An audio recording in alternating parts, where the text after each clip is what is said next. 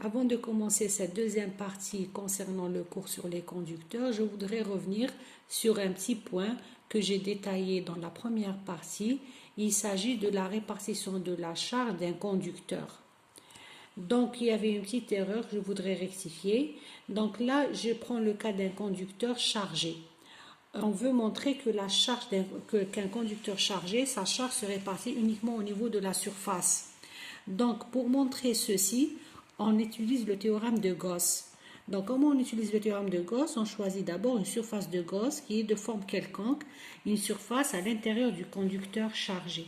Si on applique le théorème de Gauss, on calcule d'abord le flux du champ électrique à travers cette surface de Gauss. Donc, le flux, c'est l'intégrale sur la surface de Gauss du produit scalaire EdS.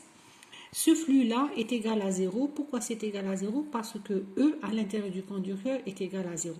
Et comme le théorème de Gauss nous dit que le flux du champ électrique à travers une surface fermée est égal à la somme algébrique des charges contenues dans cette surface divisée par epsilon 0, on en déduit que la charge totale à l'intérieur de cette surface-là est égale à 0. Donc, comme cette surface, on l'a choisie arbitrairement, c'est-à-dire le résultat est le même si je prends une autre surface fermée à l'intérieur du conducteur.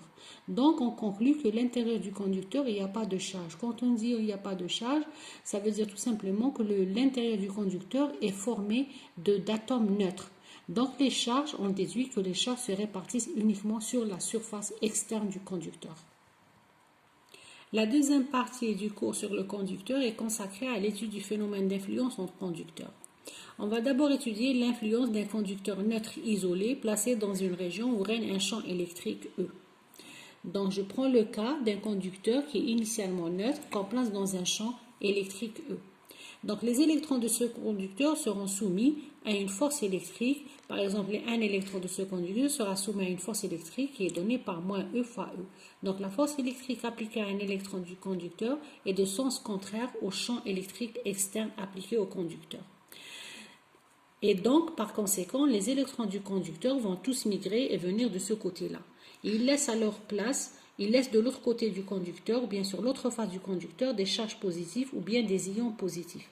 Au fur et à mesure que les électrons se déplacent, c'est-à-dire de l'autre côté, sur l'autre face du conducteur, il y a un champ électrique interne qui sera créé.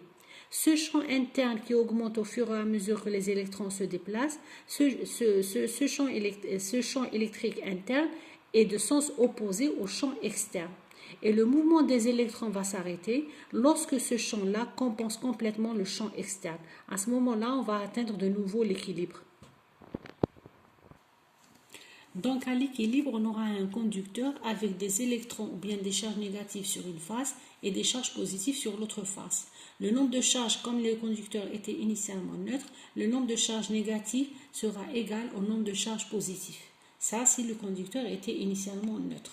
La charge totale du conducteur n'a pas changé, c'est toujours le conducteur reste globalement neutre. Ce qui a changé, c'est la répartition des charges et le potentiel du conducteur. Maintenant, on voit qu'il y a des lignes de champ qui quittent le conducteur pour aller vers l'infini ou bien qui rentrent vers le conducteur. Supposons que maintenant ce conducteur influencé par le champ externe et avec sa nouvelle répartition de charge est maintenu à un potentiel constant. Comment on le maintient à un potentiel constant? Par exemple, en le reliant à la Terre. Donc, si je relie ce conducteur à la Terre, ce conducteur sera au même potentiel que la Terre. Et donc, les charges positives qui sont de ce côté-là vont être neutralisées par les électrons qui viennent de la Terre pour les neutraliser.